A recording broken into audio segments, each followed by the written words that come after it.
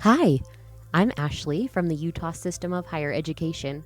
Today, we're going to walk through some basic steps a parent will take as soon as they are ready to start contributing to their student's FAFSA. As we just saw on the previous page, when a student invites a parent contributor, the parent will receive an email invitation from FSA, Federal Student Aid, and you'll want to click the link from that email in order to log in. If you've previously created an account, so your login information with studentaid.gov has been created a minimum of 1 to 3 business days prior to this step, then you are fine to go ahead and sign in now. If you have not yet created an account on studentaid.gov, we suggest you stop where we're at now, pop on over to studentaid.gov and take that step first. Wait the 1 to 3 business days for verification, and once your account is all set up and ready to go, then you can come back to this point and resume here on the FAFSA. If you need help creating an account on studentaid.gov, we do have a separate instructional video on what steps to take to get that completed. I will post the link to that down in the comments below, so if you need to view that video as you go through those steps, feel free, and then come back when you're ready. If you have created your studentaid.gov account and you're set to log in, once your account's pulled up, you should see an invitation from your student. You can go ahead and click accept, and you will be able to start working on your student's FAFSA. In previous years with the FAFSA, there's been a few ways that we've had to troubleshoot. If your student has said they've sent you an invitation to their FAFSA, but you are not seeing anything upon logging in, have your student check the name, date of birth, social, and mailing address that they used when they created their studentaid.gov account. You don't necessarily need an email invitation as long as they have invited you to their account with the correct name, date of birth, and social security number. So that seemed to be the biggest issue, is if one of those demographic items were not matching. And again, as I mentioned before, making sure you create your studentaid.gov account prior the 1 to 3 business days helps with verification and should reduce any issues with being able to match up the student with the parent.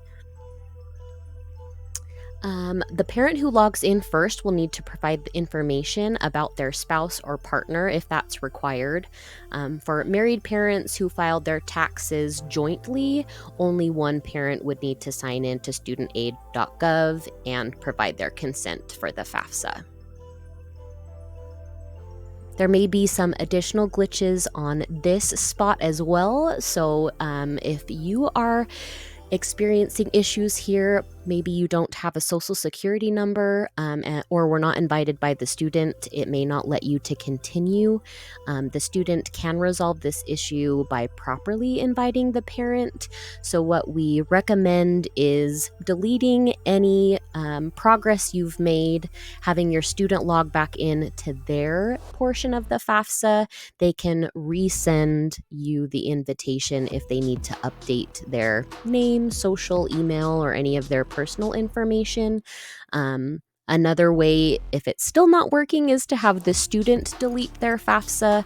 The parent can start instead and then invite the student. If there are additional troubleshooting things that need to be tried, you are more than welcome to reach out to us at fafsahelp@ushe.edu. I'll put our contact information up at the end, and we would be happy to help troubleshoot if you're experiencing any kind of errors on this page as well.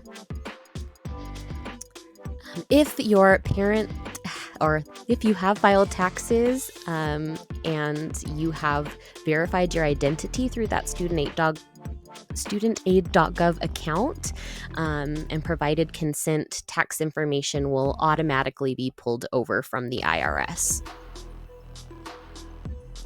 Though you do provide consent and connect to IRS for tax information, specifically what's on like your 1040, tax filers will still encounter a few tax-related questions on the form, specifically about benefits, earned income tax credits, scholarships, and things like that. So just keep in mind that it will pull over data that is directly from your tax return, but you may see additional tax questions that you will have to answer. If you have additional questions on the tax portion of the FAFSA, like do you need to file taxes in order to qualify for aid? What should you do if a parent lives in a foreign country? Anything like that I'm not able to cover here, we actually recorded a FAFSA deep dive where we go through the tax information in greater detail and provide additional screenshots and help. So I will go ahead and link the deep dive down in the comments as well. And if you have additional tax questions that we didn't cover here, go ahead and check that one out. Hopefully that will be able to answer those. And then the next page after that, once you've finished entering in personal identifiers, some demographic questions, and then the financials, you will get a summary page. So you're able to use the drop downs there to view all of the questions and answers. If there's anything incorrect, you're able to click on the question, look that up, and make any changes that you need to. And then just make sure down at the bottom of the page that you are clicking that continue button in order to sign and submit. And then once that's done, you'll receive a confirmation page. So if you're following the process after the student has finished their portion of the FAFSA and invited you, the parent, once your section is completed, that should be everything and it should be completed. So you'll notice here on this confirmation page, it has the student's name, and then up in the top left corner, it does say this is the parent of that student's page.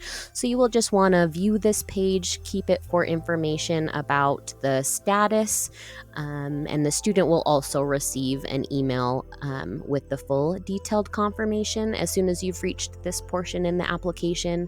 And now that the form is done, it's considered complete and has been submitted for processing.